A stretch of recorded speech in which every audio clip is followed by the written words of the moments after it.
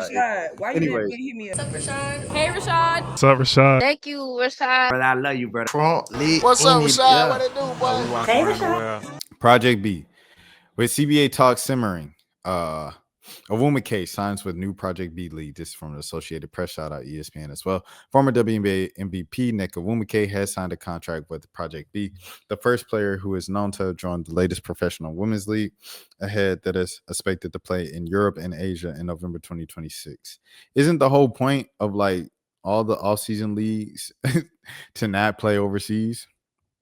Awumike, like other players in the league, will get an undisclosed salary and equity stake in the league. Project B officials have said that 66 players who they want for their league, that format calls for 6 teams of 11 women each, who will receive larger salaries than those currently offered in the WNBA. They also are expected to be higher than those on Unrivaled, the 3-on-3 league that started last year and features many top WNBA players. While the financial specifics have not been disclosed, the potential of more lucrative compensation comes at an important moment of women's professional basketball. As the interest of the sport has soared in recent years, the WNBA and Players Union are locked in tense negotiations over a collective bargaining agreement, with much of the dispute centered on salary and revenue sharing. In an interview with the Associated Press, the 35-year-old Awumike said the compensation package was key to her signing with Project B. "Quote unquote, it's not something that's usually offered to us, and by us, I mean women athletes," Awumike said, "quote unquote, so for there to be an entry level of equity across the board was eye-catching. Is something that I stand for, obviously. The 35-year-old Awumike hopes the equity stake will be the standard for the leagues going forward. She's currently involved in negotiations for a new collective bargaining agreement with the WNBA, serving as the union president. The WNBA and its players recently agreed to extend their CBA for another 30 days through November, but the sides remain far apart on terms of a new deal. Project B plans to play the inaugural season through April 2027. They would not interfere with the typical WNBA calendar. Project B would give Awumike the opportunity to essentially play year-round again, something that she did before, even when she spent winters in Russia and Poland. She hasn't played overseas since 2019. "Quote unquote, there's so many different opportunities for players outside of the WNBA. That's always been the case," Awumike said. "This is just another one of those opportunities, and I know a lot of players are doing what they can to ensure they can maximize on the short time that they have in their playing careers. This is my chance to be able to do that." If you didn't know, if you needed a reminder, Neka's sister, Shanae Awumike, has stepped away from the game, kind of. Pretty much, like, she unofficially retired, but she said if she got the right call or someone so then she'll return. She'll unretire. She said that last year. I broke that story. Give it up for me. Shout out to me. And there it is. But yeah. So with that being said, like, she's keeping this in mind, like, retirement is on the horizon. If my sister already retired, I only have X amount of years left in my athletic prime to get the most money right now. Awumike stopped playing for most of the year after COVID-19 disrupted the sports world. Project B, which intends to stream its games, will see players competing on a traveling circuit, just like golf, tennis, and auto racing. Excuse me. We want premier cities, and our goal is to create a F1 style TV event. Alana Beard, Project B's chief basketball officer, said, "Rest in peace with Kobe." One of his last tweets was to Alana Beard. "Quote unquote, there's a tournament in each city, and at the end of each tournament, there's going to be a champion, and all of that leads up to potentially crowning the champion of the world." Beard said that many top WNBA players have also signed on, though did not disclose any of those names. There's also talk about having a men's league as a part of Project B, but those details are not finalized. Project B is the brainchild of Skype co-founder Jeff Prentice and former Facebook executive Grady Burnett. These two come from the tech world, where equity in the company so that the company succeeds, the worker can succeed too. It has an investor group that includes Novak Djokovic and Sloane Stevens, as well as former WNBA great Candace Parker. "Quote unquote, basketball has never just been a game.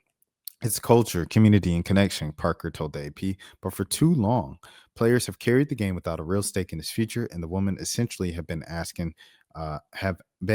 to wait for change. Project B isn't waiting. They're building the future of the global league where athletes can have equity, shape the direction of the sport, and bring fans everywhere into the movement." And then Lexi Brown, shout out Lexi Brown, friend of the channel. Georgia girl. Lexi Brown, she posted that on her Instagram on Threads. She posted that Athletes Unlimited, those athletes have been had equity in the league and things of that sort. So shouts out to Lacey Brown for noting that as well. Okay. And speaking of new leagues and things of that sort, JuJu Watkins became the first college athlete to invest in her own pro league as well. JuJu Watkins joins the star-studded list of investors in the Boston legacy that includes Indiana Fever's Aaliyah Boston, Chicago Bears Caleb Williams, and Olympic gold medalist Ali Raisman. So here's the story right here. We'll see what league this is. Oh, it's the WNSL. Oh, that's cold. So she's about to own a dang, bro. Bro, she about to own a soccer team, bro. That's crazy. USC guard JuJu. Shout out to Lizzie Becherano. Lizzie Becherano.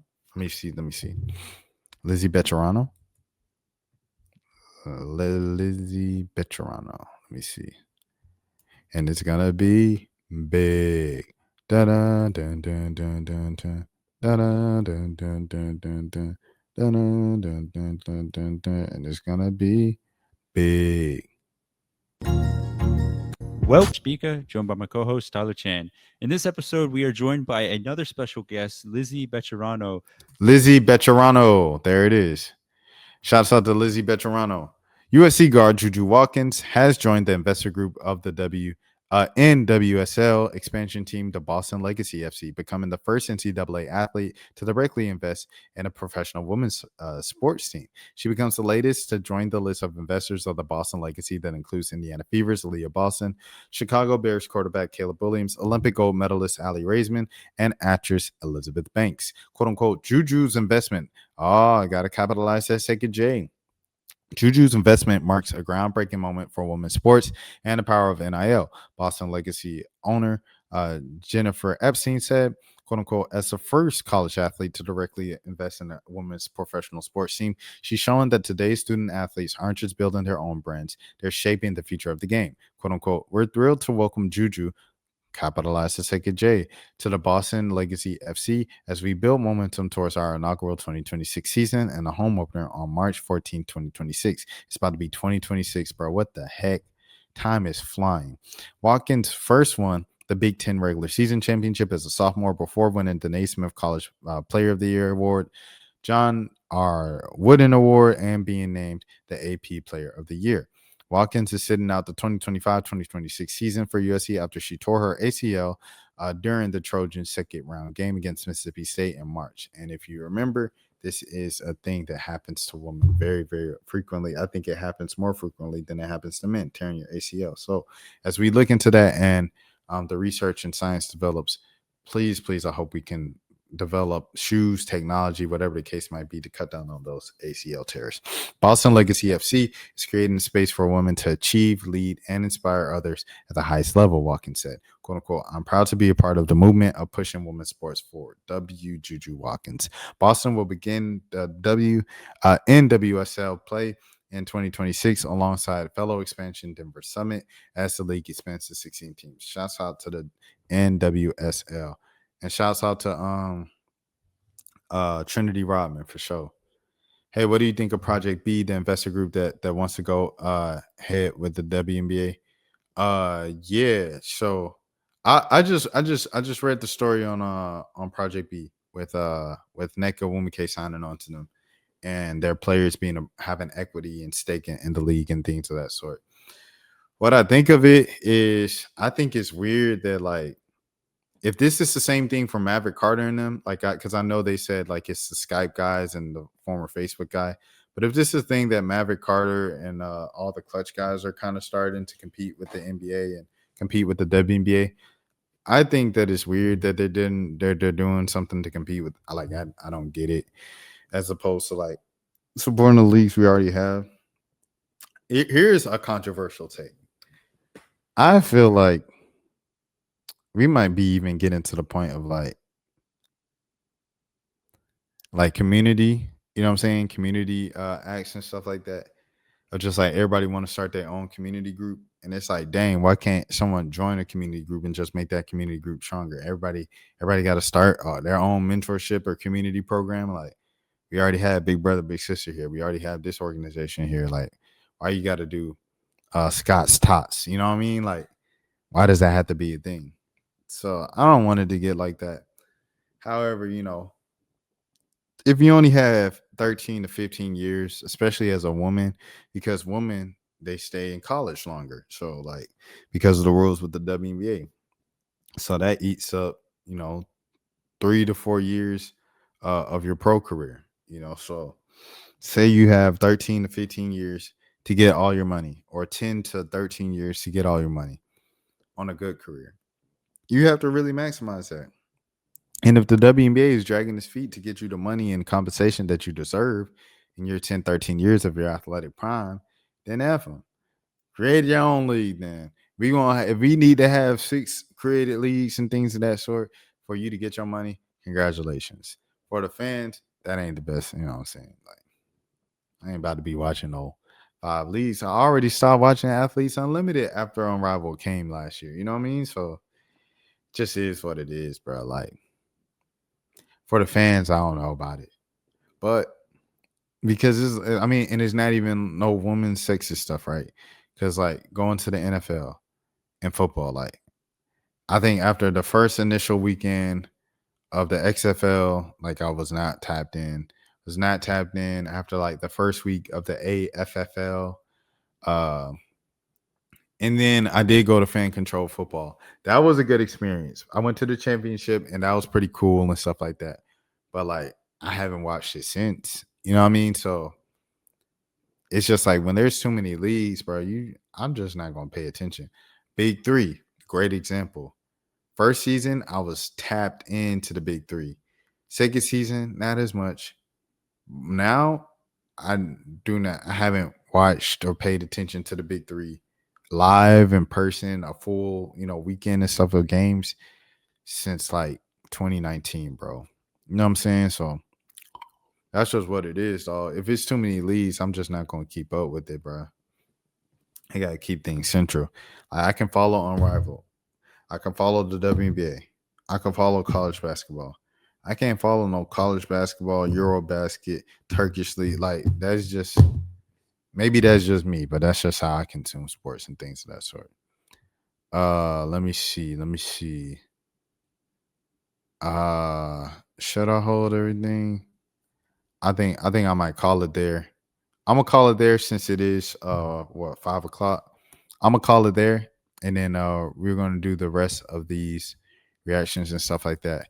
Maybe when I wake up, but no, I'll probably not, because I'll probably start clipping and everything like that. So this one might be on like tomorrow nights or Sundays or something like that, streaming stuff like that. But I have a whole nother thing of more stuff. So yeah, I got some. Yeah, I got some good stuff here. So we'll do that on the next stream. That might be tomorrow night or Saturday night. That might be Sunday morning, or that might be like Sunday night. So we don't know yet, but it will happen eventually. Thank you all for tuning in. SSB, I appreciate you, my brother. I hope you have a great time at work. Finishing off the ship, I hope I could help pass the time and things of that sort. My name is Rashad Milligan, as always. And please have a good morning, have a good afternoon, have a good evening, have a good night. If nobody else told you today, I care for you. This is the Road to 10K Subs. My name is Rashad Milligan. I'm live on this channel each and every single day, just like I've been for the past 248 days. Yes, sir. I'm on Facebook now, but it's nothing new. So just on Facebook, just to broadcast to a different audience. So far, all the videos are being liked and commented and interacted by like my Facebook friends, but someone followed me that wasn't my Facebook friend out there. So I'm on Facebook now. It's all my YouTube shorts on there. And yeah, shouts out to Facebook. Shouts out to Meta. Until next time, man, y'all take care of yourselves. Peace. Rashad, why you didn't hit me up? What's up, Rashad? Hey, Rashad. What's up, Rashad? Thank you, Rashad. Brother, I love you, brother. Trump, What's up, Rashad? yeah. What it do, boy? Hey, Rashad.